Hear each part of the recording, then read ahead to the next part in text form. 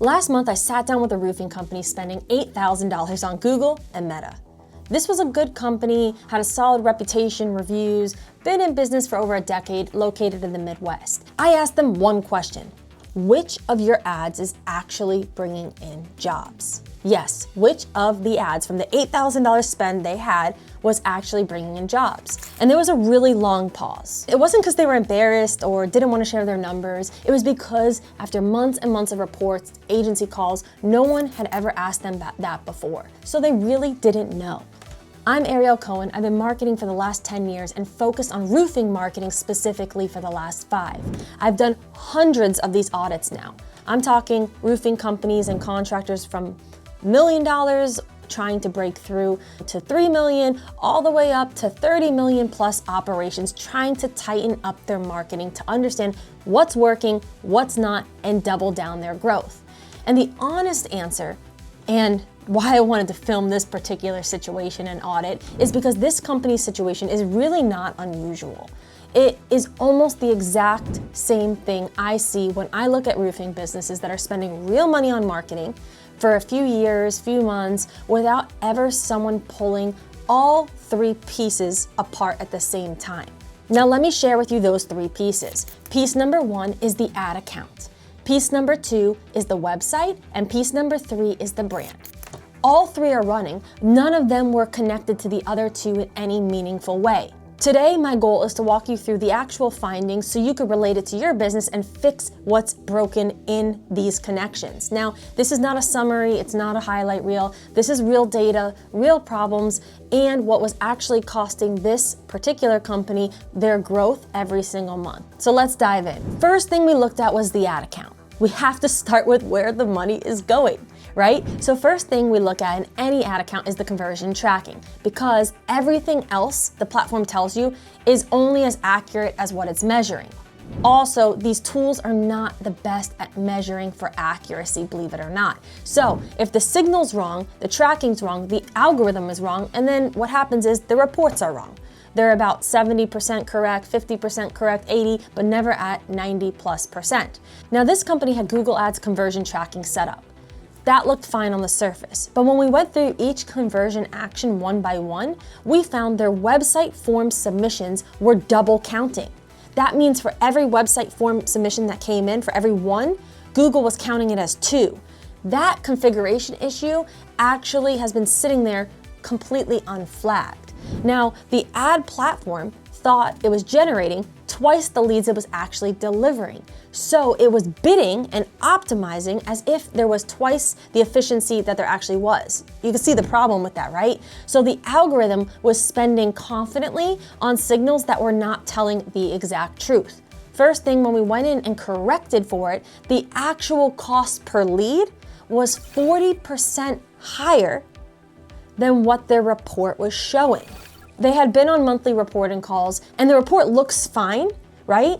The dashboard looks fine, but it was measuring a broken signal that nobody would have known if someone didn't go in to do a deeper check. So number 1, you have to check your ad account and make sure everything is configured correctly. Now let's jump into number 2, which is the website. I love talking about websites because this is where, for a lot of companies, it gets worse. Hopefully not for you, but if you're here, you know you can fix it. But here's where it gets worse, because the tracking problem meant that they were overpaying for clicks, and the website problem meant those clicks weren't actually converting even after they paid for them. So we looked at the main landing page, and the bulk of the traffic they were getting was paid. The headline on the landing page talked about the company, not the homeowner's problems, not the area they serve, and not a call to action that makes them want to call the company. They made the mistake of just talking about themselves instead of answering the customer's questions. See, the customer wants to know the service area. They want a quick call to action, a phone number, things like that. That's what's important to get people across the board from a visitor to a lead. Now, we pulled the heat map data, and on mobile, it was over 60% of the traffic. More than half the visitors scrolled past the first screen.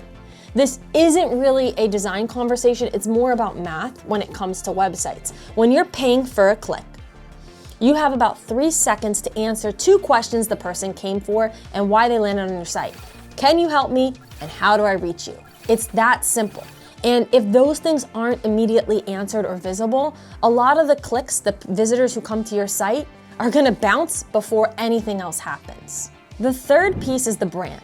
Now this one, most roofing owners don't really think about until it's a real problem or someone brings it to their attention. In this particular company's case, they had great reviews on Google. They were like 4.95 stars basically. They had a few hundred of them compared to their competitors. But when we actually opened their Google business profile photos, their Facebook page, their website, and looked at all of these things on the same time, side by side, they looked like 3 separate companies.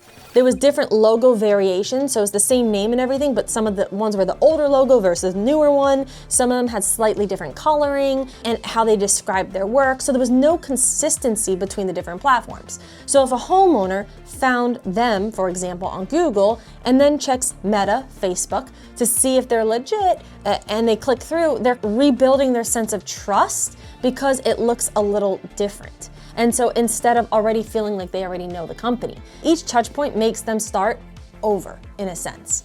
For a $600 repair, see, that friction might not cost you the job, but for a $16,000, $30,000 roof replacement, the homeowner is making a bigger decision and they need to feel confident in you.